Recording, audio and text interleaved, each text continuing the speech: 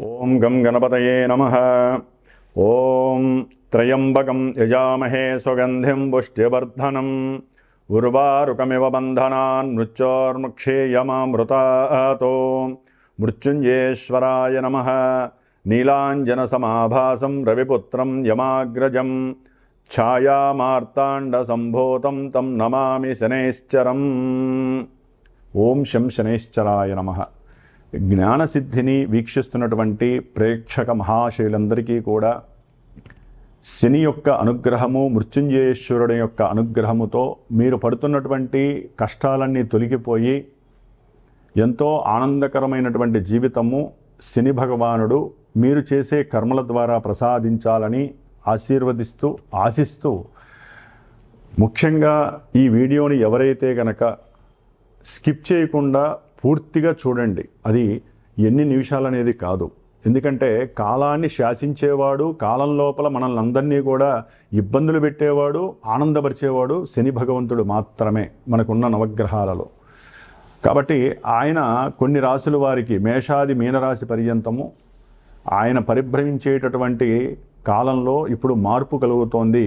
July 27వ తేదీ నుండి December 11 వరకు కూడా శని భగవంతుడు మీనరాశిలో రేవతి నక్షత్రంలో ఇప్పుడు జూలై 27వ తేదీ 2వ పాదంలో ఉండి వక్రించి అదే రాశిలో ఆయన యొక్క కిరణాల ప్రభావము ముందు రాశుల మీద తక్కువగా పడేటటువంటి సమయం.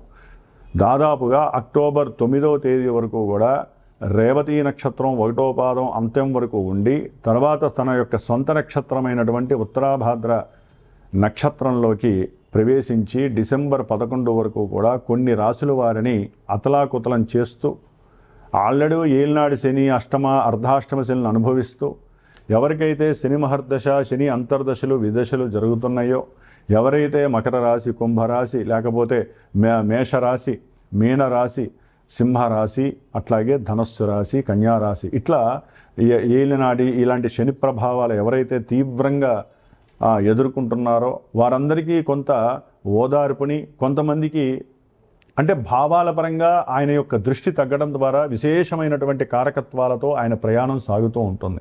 కాబట్టి చివరి వరకు వినండి. దాని ద్వారా మీకేం జరుగుతోంది, మీ జాతకంలో అసలు ఈ శని అనేవాడు పాపగ్రహమా పుణ్యగ్రహమా, ఆయన ఇచ్చే ఫలితాలు ఇప్పుడు ఎలా ఉంటాయి. ఇప్పుడు ఎంతోమంది ఆరోగ్యపరంగా తీవ్రమైనటువంటి సమస్యలు అనుభవిస్తూ ఉంటారు. హాస్పిటల్స్, ధనము ఖర్చు అవ్వటము, మానసిక అప్రశాంతత కలగటము, ఉద్యోగాదుల్లో ఎన్నో రకాలైనటువంటి సమస్యలు, ఉద్యోగం వెతికే వాళ్ళకి ఉద్యోగం దొరక్క, ఉద్యోగం ఉన్నటువంటి వాళ్ళకి ఉద్యోగం లోపల ఎన్నో రకాలైనటువంటి భారీ మార్పులు, ప్రమోషన్స్ వస్తాయనుకుంటే అవి రాక డిప్రెషన్స్కి వెళ్ళిన వాళ్ళు, అసలు ఉద్యోగం చేస్తూ ఉన్నట్టుండి పోయిన వాళ్ళు, అట్లాగే ఇలాంటి కర్మలు, ఉద్యోగానికి సంబంధించిన కర్మలన్నీ కూడా ఎవరికి ఎన్ని రకాల సమస్యలు ఉన్నాయో వృత్తి ధర్మంలో, అది ఒక పెద్ద రాజకీయ నాయకుడి నుంచి చిన్న కార్మికుడి వరకు కూడా శని ఫలితాలు ఒకేలా ఉంటాయి.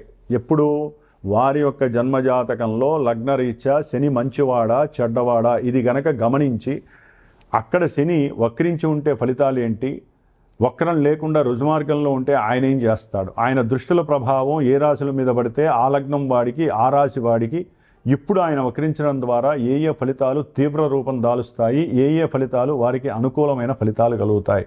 ఇట్లా చాలా మిస్టీరియస్గా అంతర్గతమైనటువంటి సిస్టమ్ని ఆపరేట్ చేసేటటువంటి ఆ యొక్క శనిగ్రహము వక్రిస్తున్నాడు.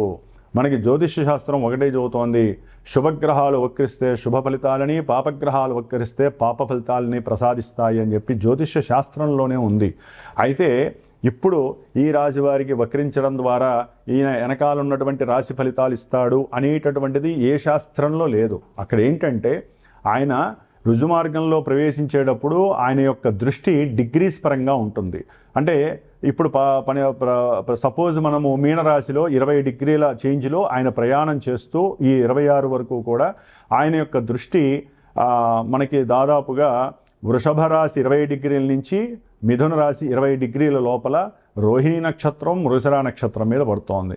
ఇప్పుడు అదే కొంతమందికి ఈ యొక్క శని భగవంతుడు 13 డిగ్రీలు డిసెంబర్ 11 వరకు కూడా 13వ డిగ్రీకి వస్తాడు. ఈ 7 డిగ్రీల కాలంలో ఆయన వెనక్కి వస్తున్నప్పుడు ఆ యొక్క మిథున రాశిలో 20 డిగ్రీల మీద పడేటటువంటి మృగశిర నక్షత్రము మీద నుంచి అట్లా వచ్చి దాదాపుగా అదే రాశి మీద పడుతుంది, అదే నక్షత్రం మీద పడుతుంది. పాదాల మార్పు వలన ఎవరి జాతకాలలో ఏ నక్షత్ర పాదము ఏ రకమైనటువంటి ఇబ్బందులు కలుగజేస్తుందో ఇక్కడ శని అది కలుగజేస్తూ ఉంటాడు. అది తెలుసుకోవడానికి మీరు స్కిప్ చేయకుండా పూర్తిగా ఈ యొక్క వీడియోని విన్నట్లయితే మేషరాశి వారికి ఎలా ఉంటుంది, వృషభ రాశి వారికి ఎలా ఉంటుంది, ఇవన్నీ తెలుసుకోవచ్చు.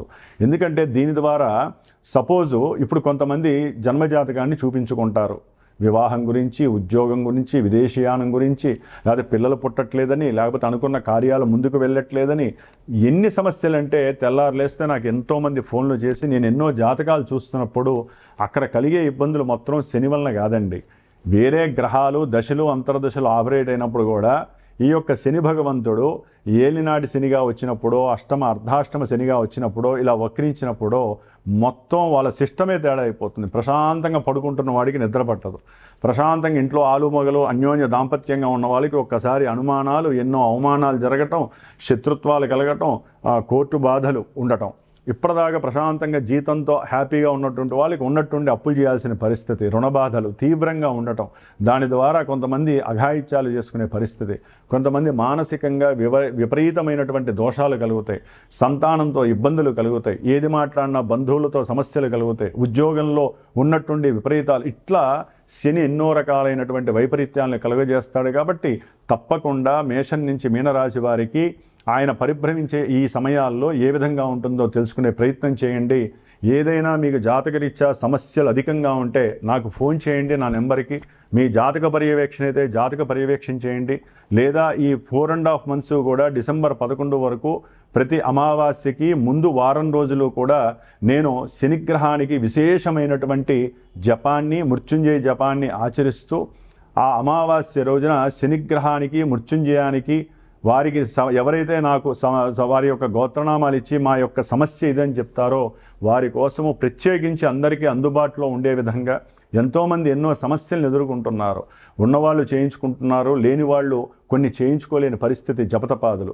కాబట్టి అందరి కోసము ఉన్నంతలో నా యొక్క శ్రీమాత జ్యోతిషాలయ పీఠం తరపున నేను ప్రత్యేకించి శ్రద్ధగా వారం రోజులు శనికి 19,000 సార్లు జపసంఖ్య చేసి క్షీరతర్పణాలు వదిలిపెట్టి ఆయన యొక్క హోమాన్ని అమావాస్య రోజు చేసి గనక ఇది ప్రతి నెల కూడా అమావాస్యకి ముందు వారం పాటు వస్తుంది. శ్రావణ మాసంలో విశేషంగా 19 రోజులు చేస్తున్నాను.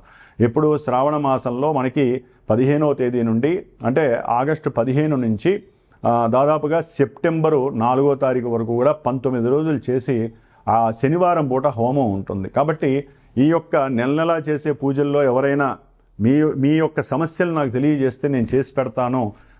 అట్లాగే విశేషంగా జన్మజాతక రీత్యా వెళ్తే మనకి అసలు యాటిట్యూడ్ ఏంటి, అసలు మన జీవితంలో మన జాతకంలో ఏం జరుగుతుందో విశేషంగా తెలుసుకునే అవకాశం ఉంటుంది. కాబట్టి జాతక పర్యవేక్షణ పరంగా నన్ను సంప్రదించినా నేను మీకు తెలియజేస్తాను.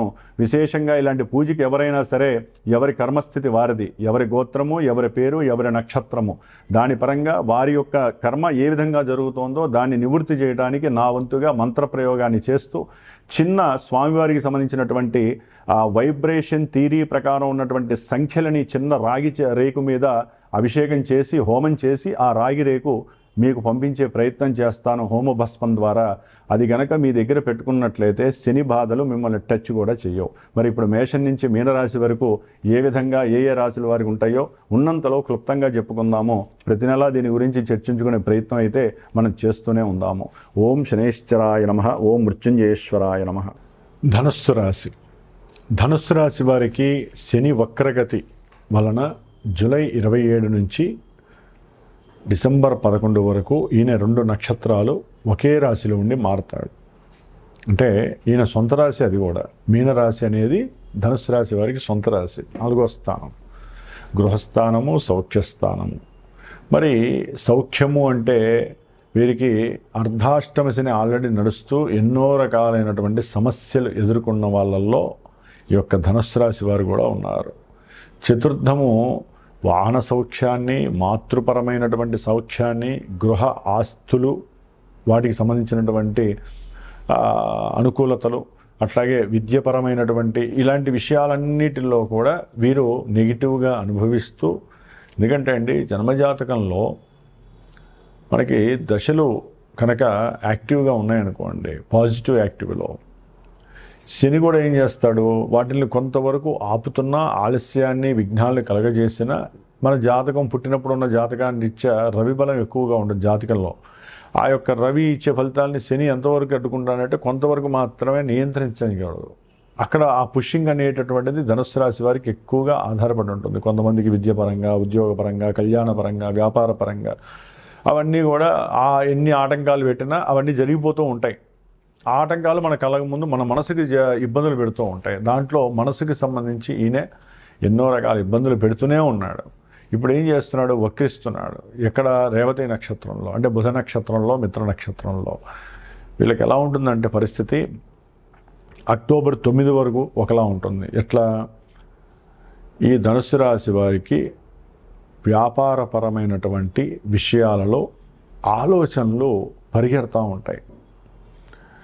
ఏ విధంగా అట్రాక్ట్ చేయాలి వ్యాపార రీత్యా, ఏ విధంగా అవతల వ్యక్తులతో మాట్లాడాలి, ఏ విధంగా వ్యాపారపరంగా నేను ఆలోచన ఒక స్వయంకృత నిర్ణయాలు చేసి ధైర్యంతో, సాహసంతో ఏదో ఒక వ్యాపారంలో నేను ధనాన్ని ఇన్వెస్ట్ చేయాలి. ఇలాంటివన్నీ కూడా చాలా వరకు జరుగుతూ ఉంటాయి. కొంతమందికి జాతకంలో అనుకూలిస్తే కనుక ఇక్కడ చక్కగా ఆ శని భగవంతుడి వక్రత్వం వీళ్ళకి అనుకూలమనే చెప్పుకోవాలి. ఎందుకంటే 3వ భావ ఫలితాలను కూడా ఈయన కొంతవరకు ఇస్తాడని శాస్త్రం చెబుతూ ఉంటుంది. ఆటంకాలు ఉంటాయండి, ఆటంకాలు లేకుండా ఉండవు. ఆయన అదే రాశిలో ఉండి కాస్త పాజిటివ్ ఎఫెక్ట్ ఇస్తూ ఉంటాడంతే.